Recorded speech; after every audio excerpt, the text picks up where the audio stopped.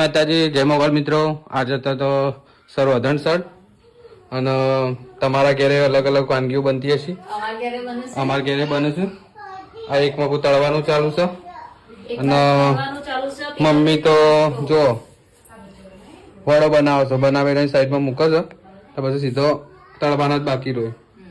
અને આખું પિનલ માટે બનાવી છે, ઉપવાસ માટે. ગેસ બનાવી છે ગાઈસ. જો પાત્રા બનાવ્યા છે, તમારે ખાવા હોય તો આવો. આ સ્પેશિયલ પાત્રા અલગ માં જ બનાવ્યા છે, એને તો સાઈડમાં જ મૂકી દીધું. અને વડો બનવાનું તો ચાલુ જ છે.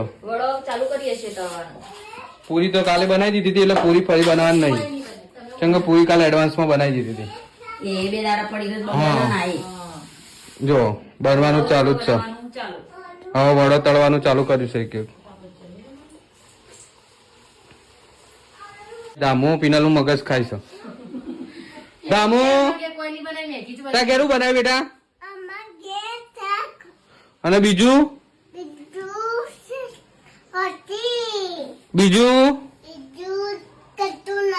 કચ્છું નહીં બનાવ્યું? ગોટા બનાવ્યા? ગોટા બનાયા સી જા લેતા આવજે. હેડો ત્યાં ઘેર લેવા જઈએ.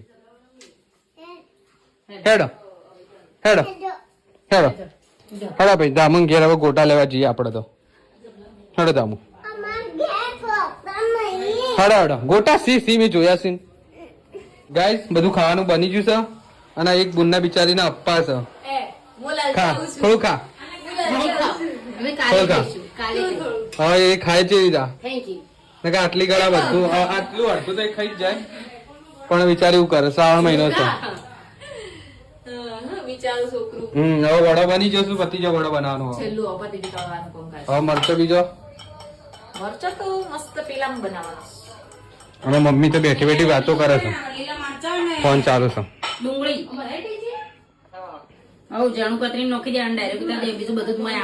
રેસીપી આલસમાં મમ્મી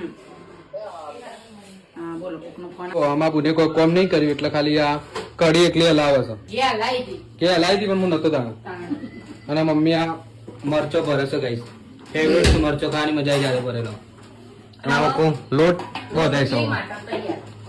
બીજું બધું ખાવાનું તો ત્યાં ઉપર મૂકી દીધું છે ગાઈસ, કોઈ દેખાય ના એટલા અંતારી. અત્યારે રવડું ફૂલ પેક થઈ ગયું છે.